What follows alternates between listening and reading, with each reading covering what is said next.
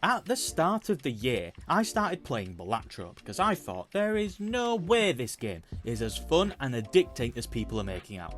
And I was wrong. Oh, so very wrong. Balatro took over my life for a decent chunk of time, so when I heard people speaking in a similar way about Ball X Pit, I was reluctant to play it. Not because the game didn't look fun, it absolutely did. I was just scared of it taking over my life in the same way Balatro did. So on a cold autumn night, with the leaves dancing in the wind, I decided to boot it up and just see. I'll only play an hour, I told myself. I lied to myself. It's happened again. Ball X Pit has taken over my life. And here's why. Ball X Pit introduces itself like a straightforward action roguelite and then immediately reveals that it has absolutely no intention of staying within normal boundaries. The idea is simple on paper. You command a squad of weaponized balls, tiny, eager, spherical agents of chaos, and launch them into a series of enclosed arenas known as pits.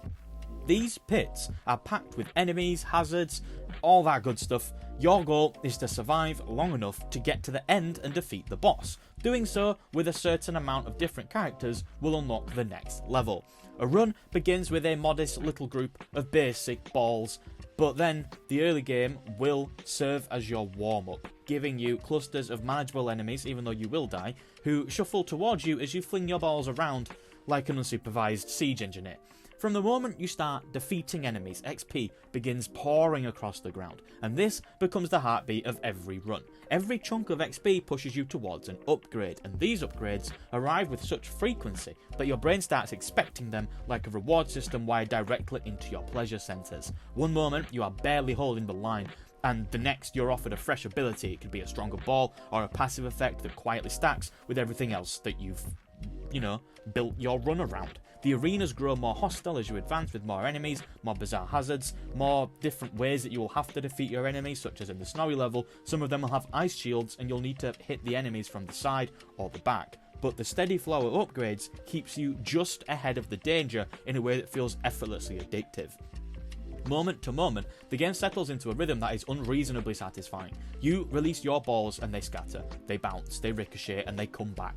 Enemies burst apart with crunchy sound effects that almost feel physical, and the XP they drop spills everywhere in chaotic patterns that trigger a very primal desire to scoop all of it up as quickly as possible. Every collection of XP triggers a cheerful jingle, every upgrade arrives like a surprise dessert, and every run completed tempts you to play just one more because your sense of time has become optional. The satisfaction peaks when you find the coveted rainbows. These miraculous drops show up unpredictably and allow you to merge your balls. When that happens, 2 or 3 perfectly decent balls can fuse together into a single ultra orb that behaves like it has cosmic ambitions. The moment this fusion happens, the entire flow of the run completely pivots. You suddenly have a ball that hits harder. It could travel through enemies, it could do a specific type of damage, it could do anything. And it's just unbelievable. As the rooms pile up, the game ramps its structure with a reliable cadence. Every level contains 2 mini-bosses that act as skill checks. They are not just reskins of regular enemies, they have their own attack patterns sometimes, they have somewhat weird behaviours, but above all else, they have a lot of health, and it's basically just a check of whether you've built your run correctly to be able to do enough damage in enough time.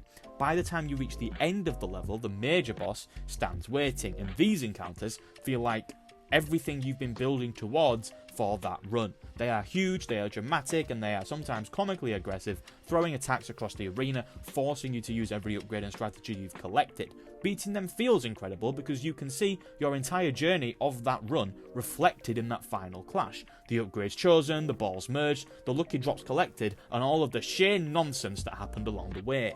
Whilst the moment-to-moment chaos of Ball X Pit is already enough to keep me in a delightful trance, the game decides to go even further and widen its scope dramatically by introducing the blueprints. These appear throughout runs as these pickups that feel like stumbling across secret treasure whilst you're on your run. You will be in the middle of dodging danger, gathering XP, unleashing ball-powered carnage, and suddenly there is a blueprint that you need to go and collect. Once the run is over, the blueprints that you did collect become ways of expanding your home base. The base starts as a humble little plot of land, but each blueprint unlocks a new structure, or a new upgrade, or a new character that deepens your progression. Building these structures feels surprisingly substantial.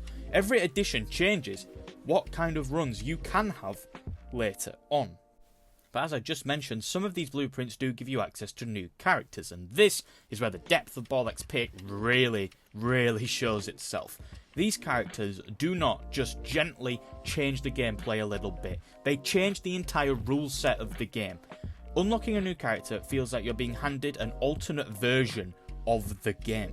Some of these characters are so transformative that they feel like different genres wearing the same art style. One of the characters, for example, switches the game into a turn-based system, which is just awesome the first time that you do it. You go from chaotic ricochets and frantically dodging to a more tactical puzzle-based experience and deliberate choice making. The shift is so dramatic that your brain needs a moment to recalibrate before you realise just how cool it is. Another character takes a completely different approach by automatically selecting all of the upgrades for you. This means that every bit of XP you pick up becomes a little moment of suspense. You watch the upgrade screen appear and hope the character doesn't decide to completely mess up the run. It creates a strange sensation where you're both the player and the spectator, watching your own run develop with a sense of cautious optimism. And there's also a character who changes the physics so that your balls bounce sharply off you when they come back and do more damage when they do, turning arenas into just ricochet playgrounds. Because each character modifies their underlying system so thoroughly, the replayability of the game absolutely skyrockets. These changes stack with all of the buildings you've constructed, all of the ball types you've unlocked, and all of the abilities that you collect along the way, creating combinations that feel fresh even after dozens of hours. The blueprint system ties everything together, with every run carrying the promise of discovering something new to bring home. The result is a design where the action and the metagame reinforce each other beautifully. The adrenaline of your runs feed into the excitement of expanding your base. The expanded base sends you back into the pits with new tools, new rules, and new ways to break the game wide open. Speaking of your base, let's talk about how exactly that works, because it takes the wild, bouncy personality of the core game and then refuses to calm down. At first glance, it looks like a nice, peaceful settlement where you'll be planting a few resources, get some wheat, get some wood, construct a couple buildings and all that stuff, and this impression lasts roughly a minute. Once you start expanding, it becomes clear that Ball XP treats herbal planning the same way it treats combat, with joyful disregard for convention and an unshakable commitment to nonsense. Your base starts with the ability to plant resources in various patches of soil. Like I mentioned before, you've got the wheat, you've got the wood, you've got the rocks. These resources do grow over time and then you can harvest them. But what you do in how you actually harvest them is you send your characters across the settlement as if you were playing the game. And the characters, they run down, they do exactly what they do in combat, they fling themselves in a chosen direction and they bounce off anything that gets in their way. This means that every harvest is a tiny little adventure. Like the actual game, your characters will bounce off surfaces in your base. So that means that your placement decisions of where you put the buildings actually matter, because every building could act as a potential ricochet point, and that means you can sculpt the perfect route through clever arrangement. Some players might want to build long corridors at like character highways.